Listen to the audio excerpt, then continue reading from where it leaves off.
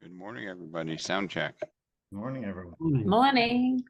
So we're gonna see some new faces, and I'm sure we're gonna have a lot of scheduling conflict with me moving this around. But I'm excited to welcome our new addition to the family from Arizona, Tucson, and Scottsdale, Remax Excalibur.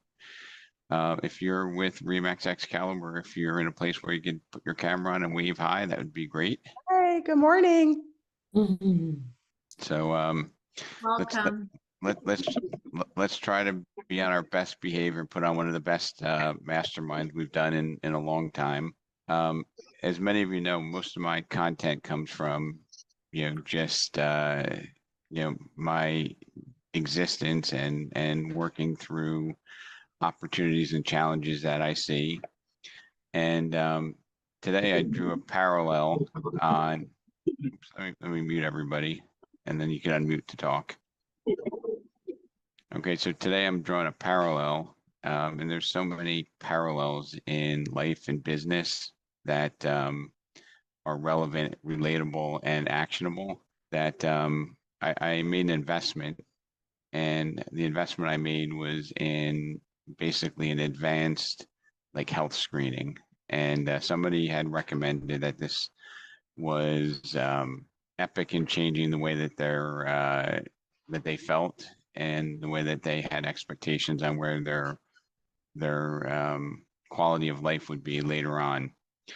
And the reason I mention this is because there's a very, very similar parallel between that and our business, right? And I don't want to get too much into the details of it because I want to let everybody else to get onto the call. But that's the underlying principle. And each week, I'm blessed with, some of you or your leadership team coming to me with unique challenges. And those challenges are things that we try to solve for. And it seems like such a waste if we solve for one person and we don't share it with the entirety of the group. All right. And now with our new alliance, our new partnership with Remax Excalibur being part of our family, we're in the 700 agent range. And amongst those agents, there must be somebody that's an expert in almost anything that you can imagine. And if we were able to take the collective knowledge and put it all into one, there would be no agent that would even be on the same lap with us. To give you like an Olympic analogy, we'd be lapping the competition. And we're never going to get there because obviously we have different aptitudes, desires, and skills. However, we can share some of the best practices. We can learn from our peers that are, doing what we're doing, and we can have a collaborative environment. I know that some of the folks from Arizona, and I'm going to see, Howard, it sounds like you're driving. Maybe if you can unmute yourself safely for a second. When we did our first meeting, I invited some of our team leaders and a couple of agents to join and meet our Arizona team. And I think you got a feel for, some of the contribution that, and maybe you can't do it, Howard. I don't want you to be unsafe. And Tyler, you were on that meeting, right? You saw, an Eric Pruitt, a Glenn Baker, a Danielle Coyle talk about, what being part of a bigger organization has been able to help them accomplish. And it's really, it's not about me. It's about connecting and sharing and collaborating. So with all that prelude, I'm going to give us a little bit of an update and an education while we're waiting for others to get on. Brian Palatucci, you're going to talk today for us about what's happening in the financial world. Yes. Good. You have to unmute yourself there. I'll give you a little update here. Good morning, everyone. Happy Friday. Ready to go out there and hit the pavement for this weekend and show those houses, get those buyer's agreements signed, right? Freddie Mac released their recent news regarding a rate update. They reported that rates increased slightly this week, but they remain more than a half a point lower than they were this time last year. So in 2023, as a lot of you remember, they were close to 8%, sort of slammed the brakes on the housing market, as we know. Now the 30-year fixed rate hovers around 6.5-ish.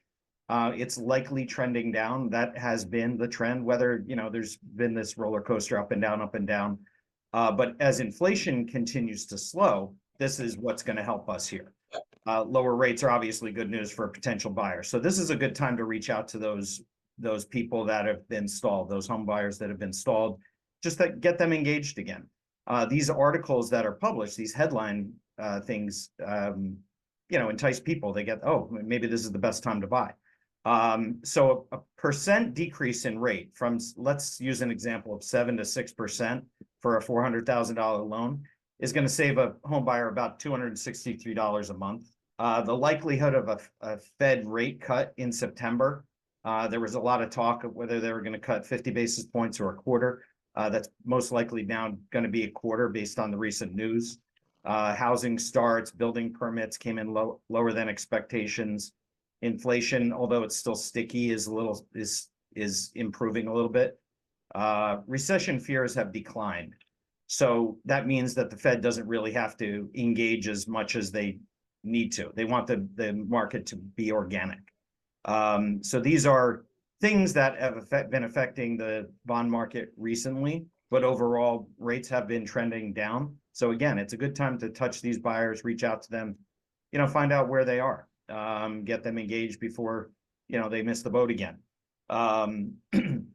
And then another thing to remember here, and I wanted to point out with regard to this NAR settlement, make sure you're engaging your lending partner with regard to how that compensation, that buyer compensation is going to be paid.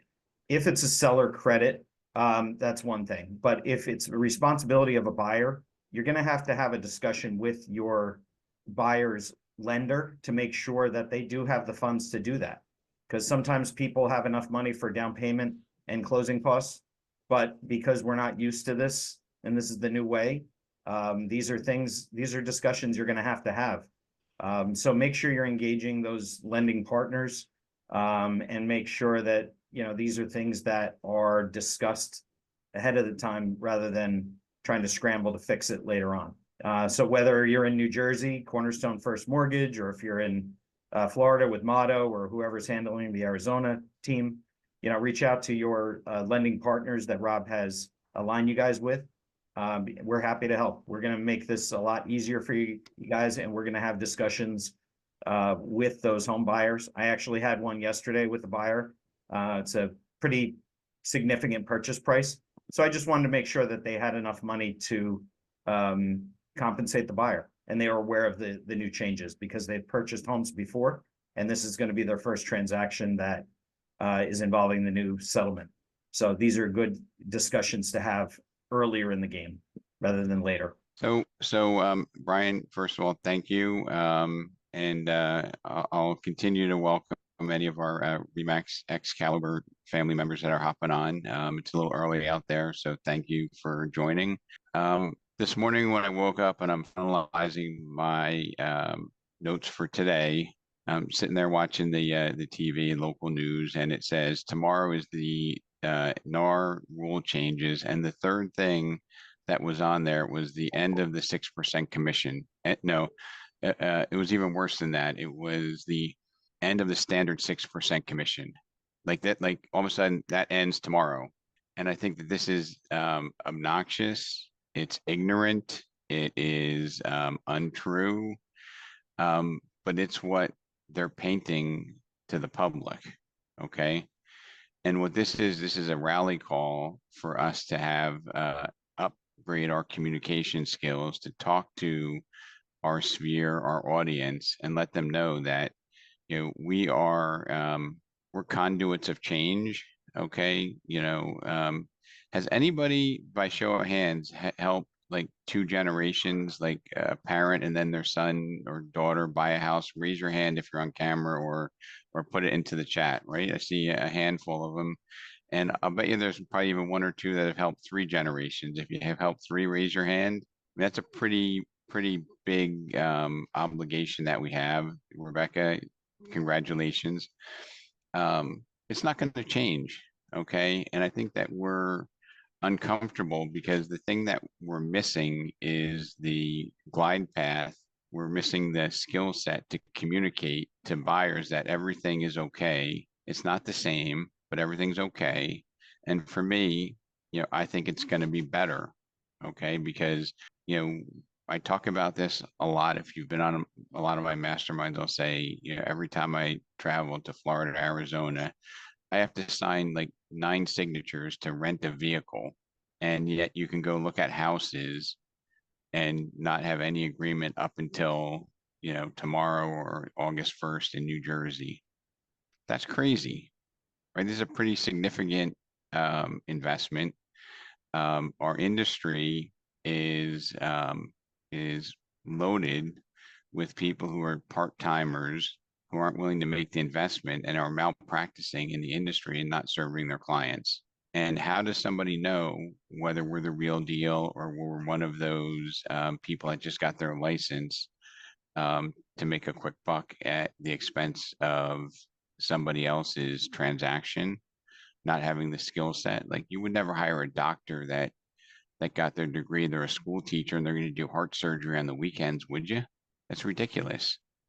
So why would we think it's okay to go with my nephew who just got their license to buy a 400, 800, $2 million house? It makes no sense. Okay. And sometimes, if you're in an industry where the trust level is maybe waning, um, and I wanted somebody to be a volunteer. If I know the industry is suffering from a reputational challenge, and I say, "Hey, trust me," what don't you do when I say that? I say, "You can trust me." Anybody? Don't trust you. Robert Garber, I see your reaction. You're shaking your head. If I say, Robert, I know that there's a lot of noise out there, but you can trust me Yeah, I with don't that. think so. I don't think so.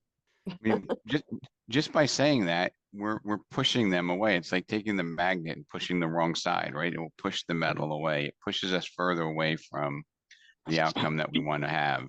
Okay.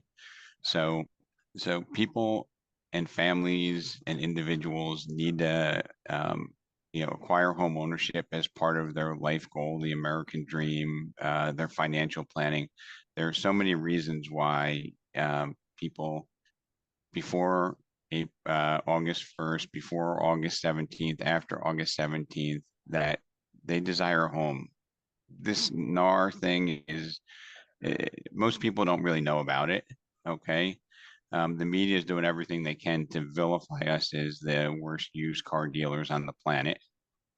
But our obligation is not just to have rock solid knowledge, but now more than ever, we need the communication skills to bridge the gap.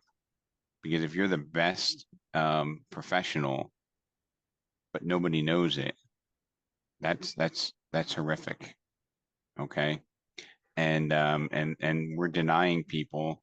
There is an author of a gentleman who's passed away named Chet Holmes, and I got 2 things from reading his book, The Ultimate Sales Machine, and it's probably maybe top 11 to 20 book of mine, not the top 5 or 10, but there's 2 things I took away from that book. One of them is, if you are invested in yourself and you are the best alternative, you're the best option, the best professional, okay, you're probably doing that to earn a living. Many of us love to help people, but he took it to that next level. And he said that, if you have made the investment in yourself and you have the knowledge to solve people's problems, you have a moral obligation to help as many people as you can. A moral obligation. And I'm going to put this in relatable terms.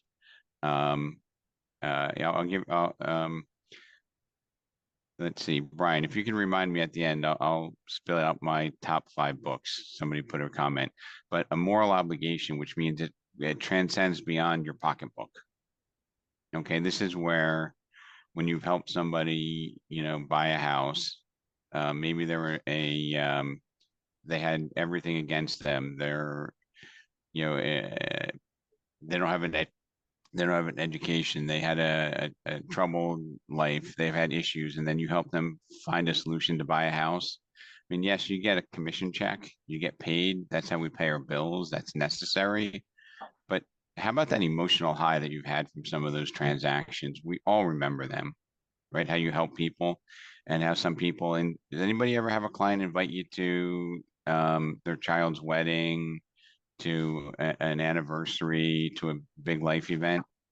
Okay, you've transcended a salesperson. Okay, you've gone to that next level, and that's the moral obligation that we have to take very seriously, because we can change people's lives. And look at the people in your local industry, right? How many licenses are there? How many people are in the industry? And if you threw a dart at a real estate list of licenses, might that not be catastrophic for somebody to just pick somebody with a license versus picking somebody with the moral integrity that you have and the skill set? Yeah, baby showers, weddings, it's all great. Like, it's amazing, but we transcend the sales, right? They know that we really care about them. So we need to be able to get that message out to as many people as we can without saying, trust me, where that immediately drives a wedge between us and the trust that we need to desire, right? Um, so let me see, what do we have? We have 85 on. Great. So I'm going to start to talk about, my relationship between, like your personal health and your business health, and how that overlays into this challenge that we have before us today. And I call it a challenge because it's calling you to step up and to play offense, not defense. We're not going to say, trust me. We're going to show them why and how exactly we're going to help them take advantage of this and achieve all their goals. So at this point, I'm going to share my screen for a second. And actually, before that, everybody who is in a position where you can, that's with Remax Excalibur, our new participants here, our new family members, put your camera on and wave. Thank you. Welcome, welcome. So here is, so this is my my mindset for today. You know, I have a coach, and my coach said that, I made an investment in myself, and he went to not a doctor that treats problems, but he went to a clinic that would help him manage his health so that, when he is in his 80s, he can still walk, travel, and not be fed by somebody with a spoon, was his comment to me. And I'm like, that sounds pretty cool. I think I can sign up for that. And he said that there are processes and markers and clues that will indicate, what your future is going to look like. And I was like, I buy into that. And I'm going to just give you a little bit about what my experience was there. And then I'm going to immediately relate it to our real estate careers and how there's an uncanny parallel between the two. So there were two of these that I just looked up online, and I looked at what their mission is. One was the world's best performance health solution fueled by biofeedback, which is biohacking technology and metabolic science. Another one was we're the clinical leader in age management medicine, and each program is designed to optimize your health and wellness. I think those are kind of very relevant descriptions. And then I kind of stole the words and said Remax Select Group and Excalibur are career leaders instead of health leaders for real estate professionals, with each designed to optimize your business and personal health and wellness. I mean, pretty easy parallel, right? Some of the claims are our programs give you the ability to control your future health before the onset of symptoms and other indications of a problem. Now, there are a lot of real estate, opportunities out there. Some of them, are, budget opportunities that will be the cheapest solution. both for buyers and for professionals, right? You can do a FISBO. You can go to a company that, just puts the listing into the MLS. Like, they're all different options. And I think our North Star is, how do we provide the solutions for the clients to get the best possible outcome. And I think, we have the best agents in the industry. And I think even our competition would probably not contest that. Year after year after year after year after year, decade after decade, Remax agents outperform the competition. Where I think our opportunity is to be able to communicate to consumers without saying, trust me, or without saying to them, hey, I've been doing this for 30 years. I've been doing this for 40 years. When you say that, sometimes people might say, oh, well, maybe you're stale. Maybe maybe you're not relevant anymore. You're yesterday's news. And I think that's a challenge for us, whether we're 3 years in the business or 33 years in the business, we need to be able to relate to the consumer how our experience will help them get a better outcome without being defensive, um, angry, or negative. So biohacking, and this is going to be biohacking our business, is the practice that involves making small strategic changes to habits and behaviors to improve health, performance, or well-being. So we're going to improve the health, performance, and well-being of our business. Okay. And we're going to do business biohacking. Okay. Metabolic science, one of the clinics, use the study of metabolic science. And this is the same thing in our business, right? We can look at the composition of our team members. We can look at the composition of our schedule. We can even look at the composition of our conversations, okay, and see what changes we need to implement into those to position us to have a better outcome. In the medical world, this is what they looked at for your personal health, and then we can come up with a list of the exact same. We can come up with a list of things that will predict our business health. Okay, weight, blood markers, glucose level, insulin, your mineral levels, vitamins, bone density. For men, PSA score to predict cancer, platelets, hormones, endothelial health. I'm not even sure what that is. Cholesterol panels, your thyroid health, your heart performance, endurance, aerobic, anaerobic levels, diet, and so on and so on and so on.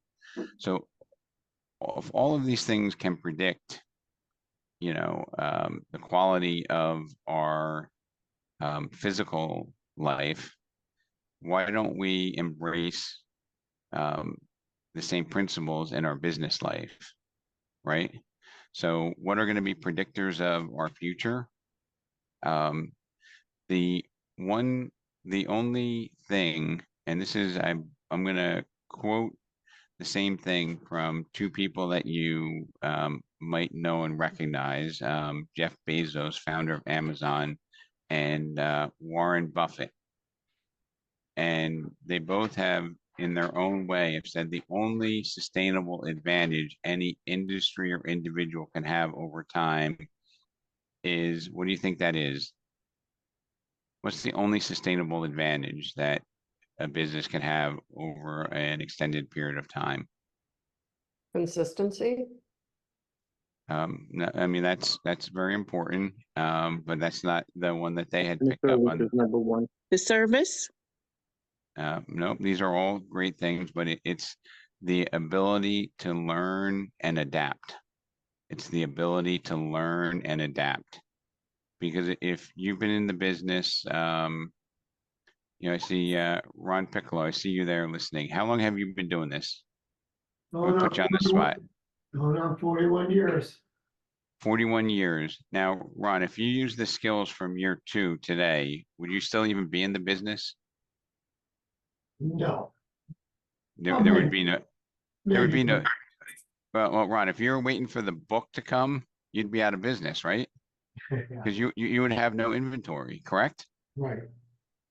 So, what I'm saying to you is that, somebody who has an advantage today, if they're not willing to adapt and learn, they won't have that advantage over time, and, to this point, Jeff Bezos famously tells his leadership team, he's like, look, every business is going to go out of business at some point. He's like, I'm hiring you to push that point out as far in the future as humanly possible. Right? Because every business has a cycle. And he's like, for my business, Amazon, I want to make sure that, the demise of Amazon is, pushed out, so far that it's not even relevant. So, although we have experience, we have history, we have clients, we want to not look at this and say, oh, I have to deal with this. We want to look at this as an opportunity. We want to play offense on the conversations. We want to analyze our business. And, some of you have coaches, and if you don't have coaches, pick up the phone and call your local leadership team. We're here to listen and help, maybe even work as a group and share ideas about how do we get there quicker. What is going to give us the business outcome that we desire, and it fulfills our career and satisfies our clients and meets the moral obligation that we have with our clients to serve them at the level that they deserve to be served. So I got a lot of people that seem like you're in deep thought. Tony, you've been doing this a really long time, Tony Vero. Yes, since 1983, yes. That qualifies as a long time. So, what are your thoughts reflecting on your business and your clients? Oh, well, you got to be always on top of the game there, and always give them what they're looking for. Yeah, the faster you do, the better it is, the more they appreciate it. And if you were to look in the your local market, Tony, and look at just the people who are license hangers, and look at the experience of what happens if somebody comes to you versus one of them, right? Just close your eyes and think about that. And what happens if somebody looks through the prism or the lens of cost only, not value, right? They say, hey, you know what? With all this media noise out there, I feel like maybe I should be looking to find the cheapest alternative, because you know what? I have Zillow, I have realtor.com, I can find the properties. I don't need an agent. Do you think people feel empowered because they have technology right now? Well, that's the Right? number one thing there that people, you have to deal with every day, because there's people there that they only look for, they think that paying the least, they will get the most out of it. And that's what you got to deal with every day, to explain to them, the service that you provide and the knowledge that you provide to them. It's priceless. It's priceless there. And So especially when the market, it's easy, they think, who cares? They can do it too. She did it, and then at the end of the year, you find out that the average, these people that they did it on their own, you find that the average, like in 21 and 22, when the market here in Florida was so hot, they lost an average of 25% by doing on the cheap way that they're doing. And so that's what you got to deal with and show to them that, it's worth it. It's an investment. It's not an expense for using you versus, the people that, the flat fee, or they want to do on their own, and all those things put together. yep. And what was I gonna say to you? it's not the cost. And the reason why the public feels the way that they do is because the industry can't speak for us. Okay, to be honest with you, a lot of the industry is flawed. So if you're expecting the National Association of Realtors to communicate our value prop, it's not going to happen. Okay, because a lot of people are doing zero. There are more people doing zero transactions than doing 10 transactions. There are more people doing one transaction than two transactions in the National Association of Realtors. So it's a very individualized business. I look on the Zoom list here, and what a talented bunch of people. You know, perhaps the biggest opportunity is not the talent, it's the ability to communicate. Yes. And I'm going to talk all about I'm going to talk about compensation, and I'm going to talk about my view on it.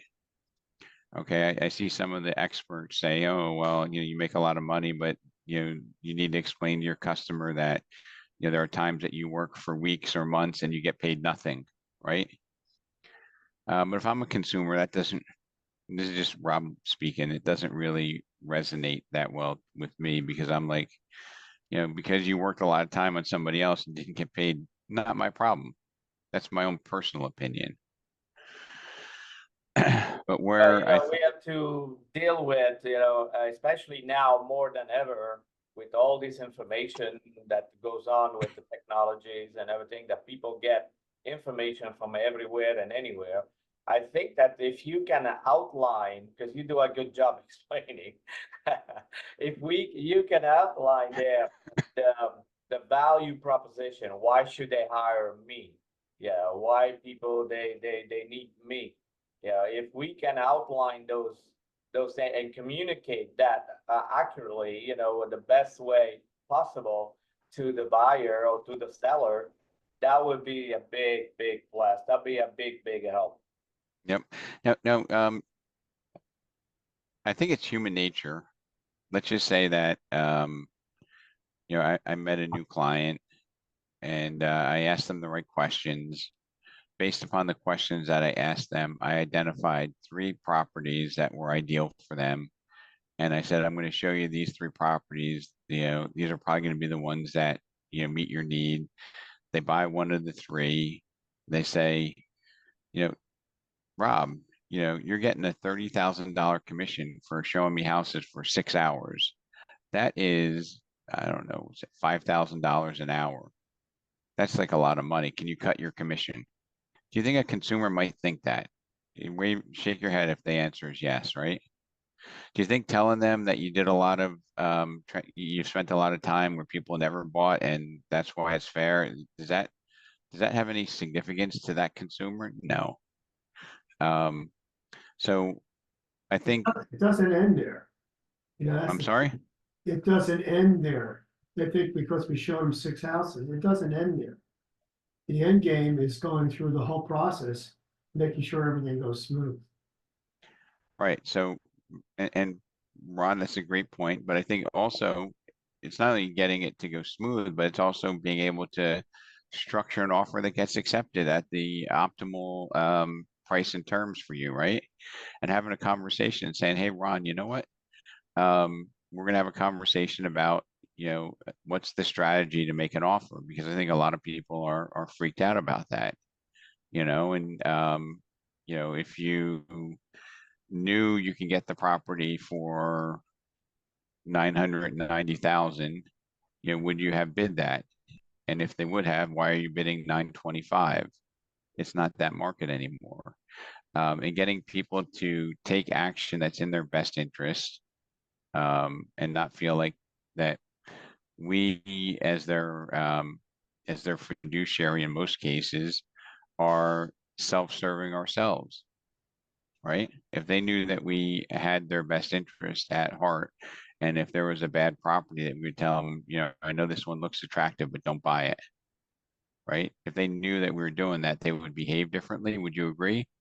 Yes, and some of your repeat clients, would you say that they're easier to manage expectations because there's something that begins with with T that's there? It sounds like trust. If people trust us and we give them that advice, does it make the transaction that much easier?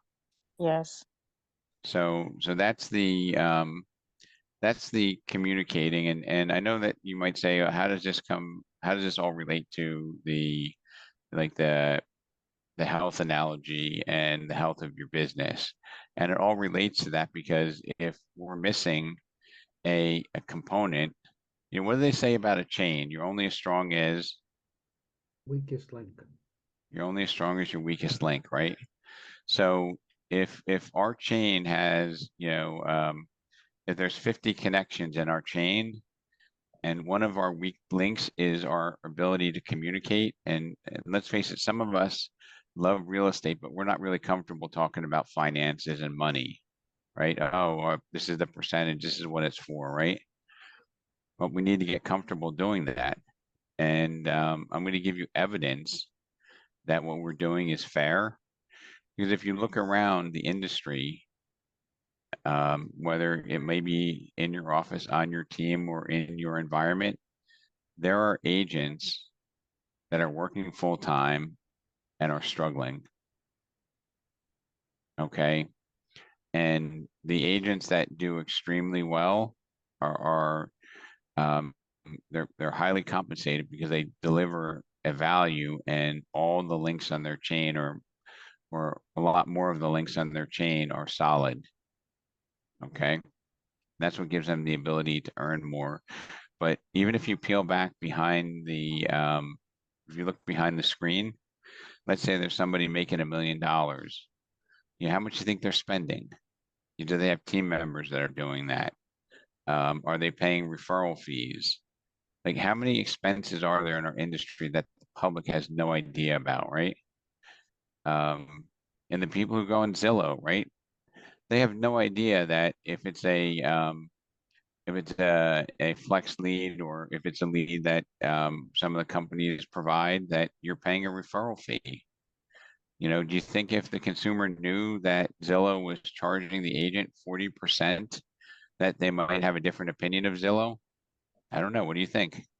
And then this is the part that I think is also going to be very, very relatable for most. So if you meet a client and you solve their problem in 3 hours and you make 20 grand, they say that's almost 7,000 an hour. It's not really, because what they're paying for, Ron, your 41 years of experience to know how to solve that problem in 3 hours, right? And maybe it's not solved in 3 hours. Maybe that's only the beginning of the process. So, my job is to reinforce the principles that help us to be successful. My job is to also encourage us to take a look at, what's our business health? Like, where do we need to improve so that in 5 years, 10 years, our business is consistent with what our vision for our business is, right? So my coach said that, when this is a quote, he's like, when I'm in my 80s, I want to be able to pick up my great grandchild and hold them like this, and I want to be able to walk and not be in a nursing home. Like, there's a goal, right? And he's going to be taking action to avoid, what most people in their 80s and 90s are like today, because it's the quality of life, and this is the quality of your business life, right? Let's not work 100 hours a week. Let's work 40 to 50 hours, or 30 hours if that's what you desire at this point in your career, and make those hours count, right? Another one of my favorite, I guess I would call it, analogies is, and it's probably going back 15 years now. I had a problem with an agent with a local brokerage, and this gentleman was in his late 70s, if he was a day. And I called up the broker because he wasn't getting what was going on in the industry. And the conversation will probably never be forgotten. His broker's name was Ruth and his name was Tommy.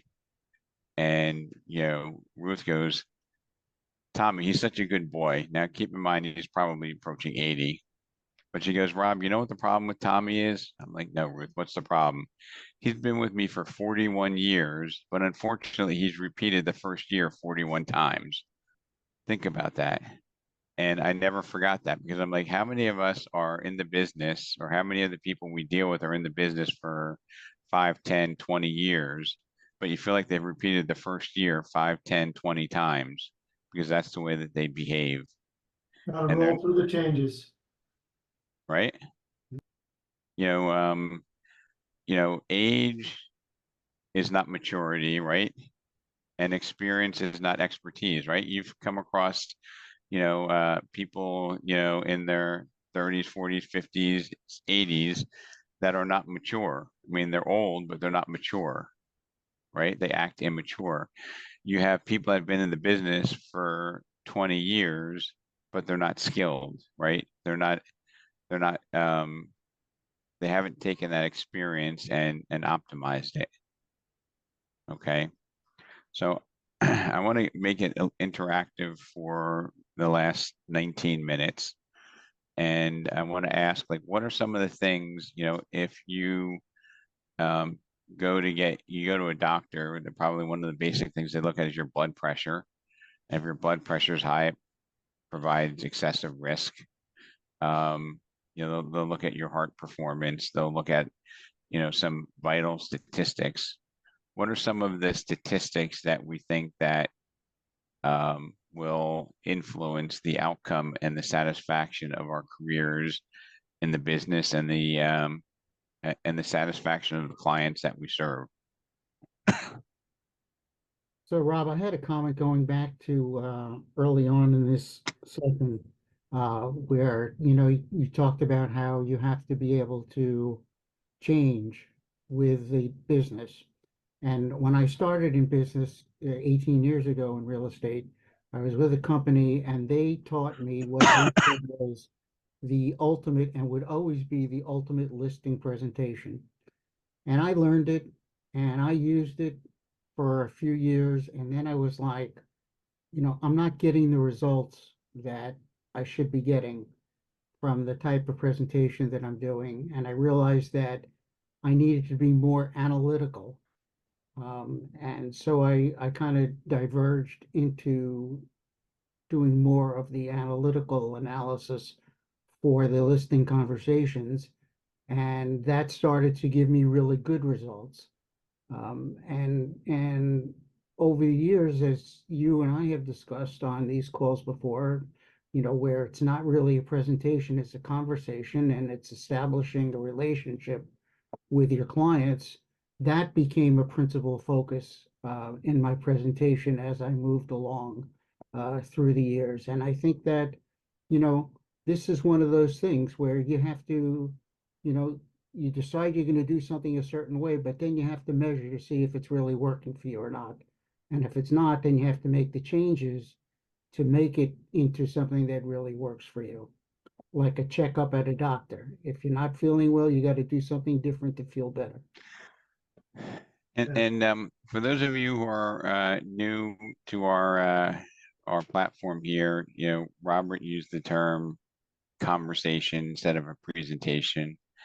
And for me, that has infinite significance because if I say to you, and Tyler, I see you're in the center square of my Hollywood squares here, Tyler. If I say to you, I'm going to come over and do a presentation, what is that? What do you feel is coming? Like, what's a presentation that you can think of that's not positive? Well, it's basically going to be a sales pitch and you have no idea how long you're going to be locked into it once you say yes. Right. It's like somebody coming over to pitch you on solar panels, right? It's like, oh my God, it's like I got to take a shower like after they come because it's so slimy, right? But a conversation is different, right? A conversation is a two-way discussion and it has balance to it, right? And I think some of the things that I've learned, and I've learned so much from helping everybody, is we need to have balance. We need to not have commission breath. We need to not be desperate. And the conversation needs to always be something of the magnitude like this. Hey, Tyler, after we walk through the house, we're going to sit down. We're going to talk about some different strategies if you decide to put your home on the market, and then we're going to decide if we're a good fit to work together. Okay, which has the subliminal and non-subliminal message that I'm not going to work with everybody. And it's not, my style is, it's not an arrogance. It's like, hey, we'll sit down, we'll have a conversation. I'll share with you some strategies. And then at the end of the conversation, we'll decide if we're a good fit to work together. That is different than me going there. And some of us in New Jersey, where I started out, will remember one of the competitors that we had used to have this book that was like this big, and they would go out and it would all be about the company and them and then the services, right? And it was anything but a conversation, right? And some of the agents used to tease me and say, look, if I went into a condo, I couldn't even open the book because the kitchen table wasn't big enough. That's the antithesis of what we are. We're about, customizing a solution. We're about a conversation. We're about, meeting the customer where they are and making sure that we can solve the problem. And if we're presenting, are we getting to hear what their true concerns are? Hell no. We're doing the opposite. 2 ears, one mouth. We're just talking instead of listening and solving. All right. So communication skills, I think would be, high on that level. It's like our blood pressure, right?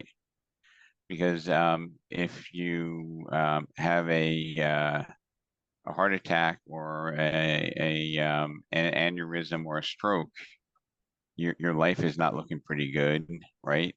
And if you can't communicate, you can be, like a genius and know everything, but your mouth won't move, right? You're deaf and mute, but you know all the answers. How painful would that be, right? You want to say something, but you can't. So communication skills is a vital sign. Another vital sign that I would say when we're looking at our business health is our schedule, our calendar, right? If you have a job, right? Generally speaking, you need to show up, right? So you need to have a calendar, and most people with a job work, 8 to 5, whatever the hours are, 9 to 6, maybe, in corporate America, maybe it's 7 to 6, like they're working a lot of hours. But there's a calendar, they show up for work. If you don't have a calendar and you don't have the calendar filled with things that are going to get you where you want to go, you're missing an opportunity. Okay. That's like, if you eat, if you keep eating, you keep getting heavier on the scale, and then you expect to have good health. It's not going to happen, right? So having a calendar, focusing on our communication skills so that we can share with people in an effective communicating style, how working with us will benefit them. Okay. What else do you think? Anybody? Nobody? Do you think a short business resume is a good idea? Having a resume and being able to communicate that where it's not all about you, right? So what your resume is about is what you've done can help them, right? Right. Because a lot of people will say, I'm circle of excellence, I'm this, I'm that, right? Does a buyer or seller even know what that means? No, they don't. Just saying that you're chairman's club, does that mean that I'm supposed to be impressed, or you're a diamond level recipient? No, you have to be able to connect what that means. So we have schedule, calendar, communication skills. How about a commitment to learning and growing, right?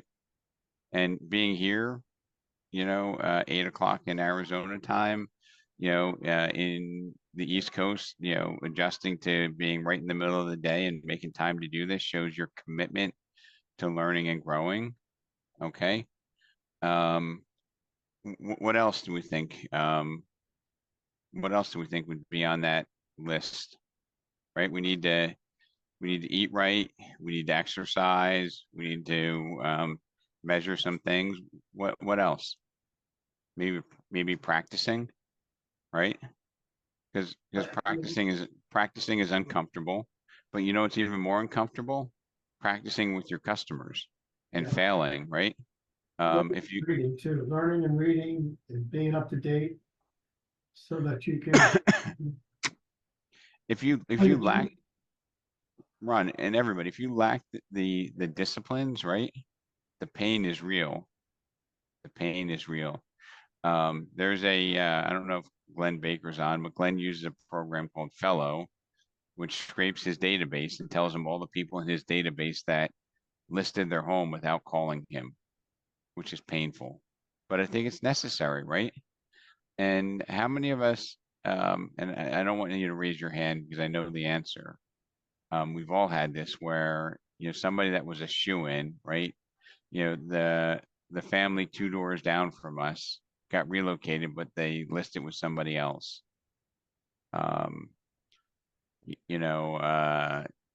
Your best friend's child bought with a different agent. Maybe it's somebody you're even working with.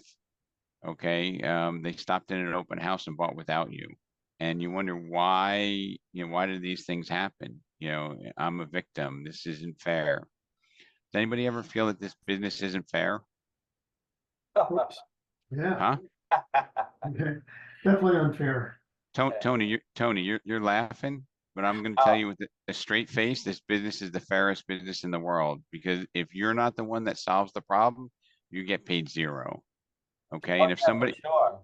if somebody does a transaction without you, okay, it's because you failed on communicating with them the necessity or the value of working with you. Okay. And Yeah, for sure. some of us here, maybe it even means that we need to improve our skill set, right? We need to make ourselves more attractive to consumers so that they will fight to work with us, right? Like if you God forbid you needed, a life-saving surgery, right? Would you shop for the first person that's available? No. Would you, if you called the doctor and they said, "Oh, I can come in anytime you want," and they were recommended, you'd be like, really? I don't know, but this guy mustn't be any good, or this lady mustn't be good because she said I can come in at any time for a consultation. Like we're accustomed to, certain standards and expectations. Okay. So if we're not getting the outcome that we want, it's not because the business isn't fair. It's because we're not doing all the activities. We have a weak link or two in our chain, and we can secure those weak links in the chain by first taking a look at, where is the breakage, right? What link is breaking all the time? How can we fix it? And this is where this group here, there's somebody on this Zoom call here that's probably operating in the 99.5% percentile of a skill that you may be operating at in the 50% percentile, and you want to improve that, right? And another thing is like when I went to the consultation, right? They would do things and they would put you in like what percentile, so you had an idea of like how you compare to other people, right? And they would talk about, well, you're within one standard deviation of the norm, which is good. If you're more than one standard deviation, then you should be concerned. Like all these things in the medical profession relate to us in our business profession, right? So if we are, a phenomenal lead generation talent, but we're not a great lead conversion talent. It could be conversations, it could be consistency, right? It could be a whole bunch of different things that are forcing us not to be where we want to be, if that makes sense. Does anybody have a clear vision for what their business is going to look like in 5 and 10 years and want to share that with the group? Anybody? The shy group. Yeah, so we are. So I'm going to give you a few of the books, and I'll put it on the link that I think are really worthwhile for me. One of them is Think and Grow Rich, and to me that's like the Bible of self-exploration and figuring out where you want to be. Okay, it's probably the first self-help book. It's always in my hand. There you go. Yes. Right next to me. Yes, and some of the most successful people I've found, they don't ask, have you read this book? It's like, when have you read it, and how many times have you read it? So that to me would be the overall winner. Okay. And Think and Grow Rich was created by Andrew Carnegie, giving access to Napoleon Hill to talk to some of the most influential leaders of the Industrial Revolution. Thomas Edison, Henry Ford, Firestone, J.P. Morgan, all these people who've achieved great successes. They just met with Napoleon Hill, and he aggregated the things that were common amongst all of them. So if we have an ability to look into what makes people excel and we can copy that, why not? The next book is, one of my early on books was Unlimited Power, or any of the Tony Robbins versions of books, because I think he's a very dynamic deliverer of content. For those of you who are looking to solve for the communication gap, there's 2 books for that. One of them is the Conversion Code, and then I'm just drawing a blank on the Exactly What to Say is the other one. So I'm putting those together, and there's an Exactly What to Say in real estate. So if you're looking for a quick fix in a short book, Exactly What to Say in real estate would be on the top of my list. Think and Grow Rich. If you're looking to put people in the right places, I like the 4-Hour Work Week. Okay, and I at one point when I read the book, I thought I'd have a 4-hour work week, but then I'm like, what am I gonna do with the rest of my week? I love what I do, so I employed a lot of the principles there. I think Tyler and Howard, I don't know if Howard is still on, if he wants, he's off. We use offshore resources that are, equally talented or more talented than resources that we can get onshore at a much better cost. And so I said, Think and Grow Rich, the Conversion Code, Exactly What to Say, those are together. The 4-Hour Work Week, Unlimited Power, and Rich Dad, Poor Dad is another really long book, but it has I'm sorry, a lot of Robert, significance. You need to going- not just read it, you need to immerse yourself. Yeah, I'm sorry? I'm sorry, you were going in and out. You said conversion code and Exactly What to Say in real estate. Yep. The 4-Hour Work Week, Rich Dad, Poor Dad. And Rich Dad, Poor Dad talks about the 4 quadrants. Okay. And I think we all need to understand that, to take our business to that next level. And I'm going to put this, you don't need to go crazy writing it down. I'm going to put it into the notes from today's session, which is in the email that you got. There's a hyperlink to the document. And if you get in the habit of opening that up beforehand, a lot of times I just work on a document, then I just copy and paste it on there right before the session. But those are always there. You go to the email link, you can find the document to refer back to. So, you know, look, I really I want to make a difference. I want to learn from all of you. I will end today, the formal conversation today with Steve Harney, who was the founder of Keeping Current Matters. He said that he said that most agents know what's going on in the industry. The better agents understand what's going on, and the best of the best can explain and teach what's happening. Okay, now, years back, I would have said understanding what's happening is that's where I want to be. If I understand it, I can answer questions. Okay. But I'm going to push back and I'm going to challenge everybody to say that you need to be able to teach it. You need to know the content so well that you can teach it. Never Split the Difference, a great book too. But you need to know how to teach it, because when you know how to teach it, it's a higher level of understanding. Okay. It's second nature. You don't need to think about it. Exactly what to say in real estate is talking about, if you have to think about what you're going to say before you say it, you're already done, right? It needs to be natural.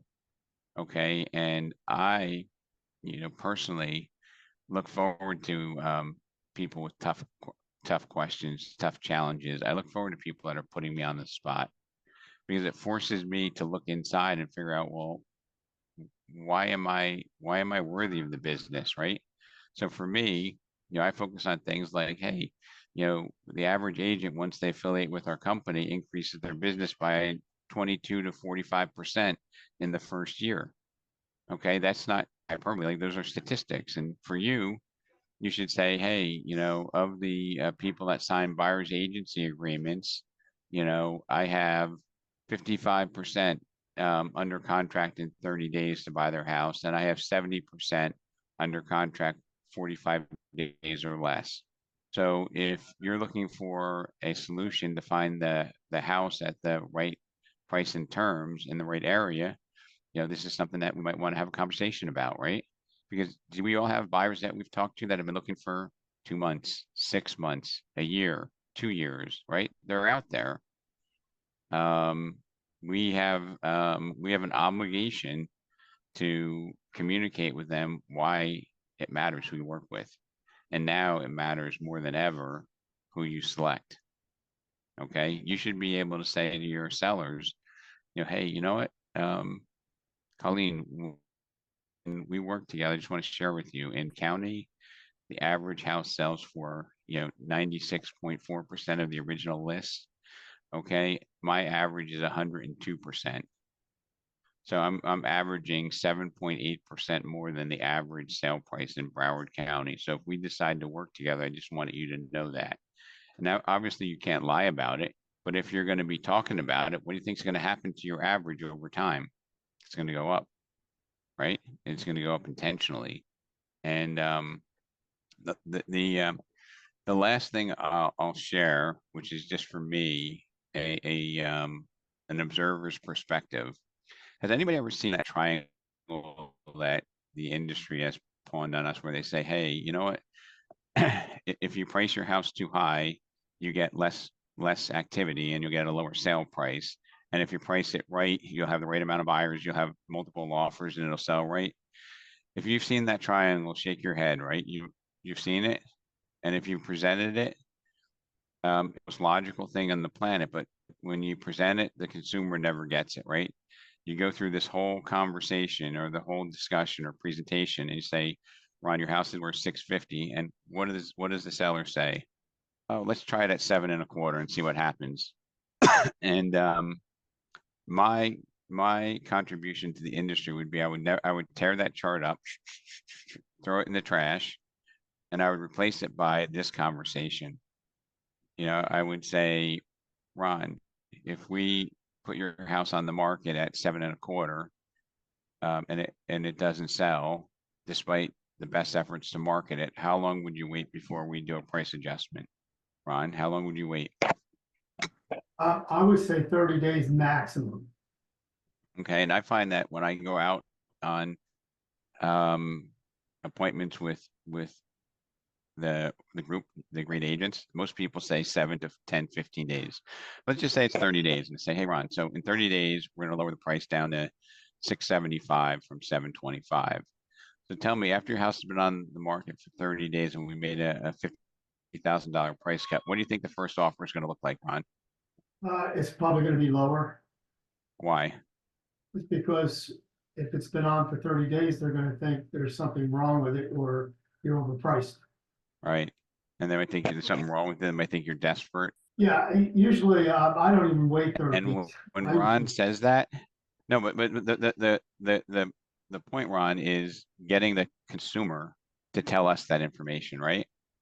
And then and Arizona, Florida, I am a volunteer to be your co-pilot if you ever want to meet with a buyer when I'm down or go on a listing opportunity. And I have a pretty good track record. And it's not because I know that the market better. It's because I'm the conduit that can take your skill set and present it to a consumer where you're irresistible, right? Where they won't let you out the door. And I'm not saying that out of arrogance. I'm saying that because you're so talented. And if you ever lose a piece of business, it's because of the communication strategy. It's not because of the value, right?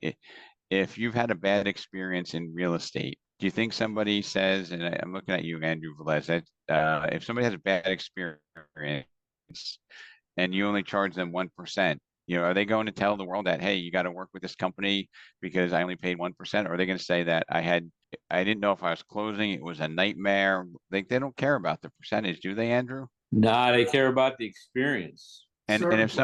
if somebody paid 2.5% or 3.5%, 2.5% or 3.5%, 5 years down the road, do they even remember what they paid you?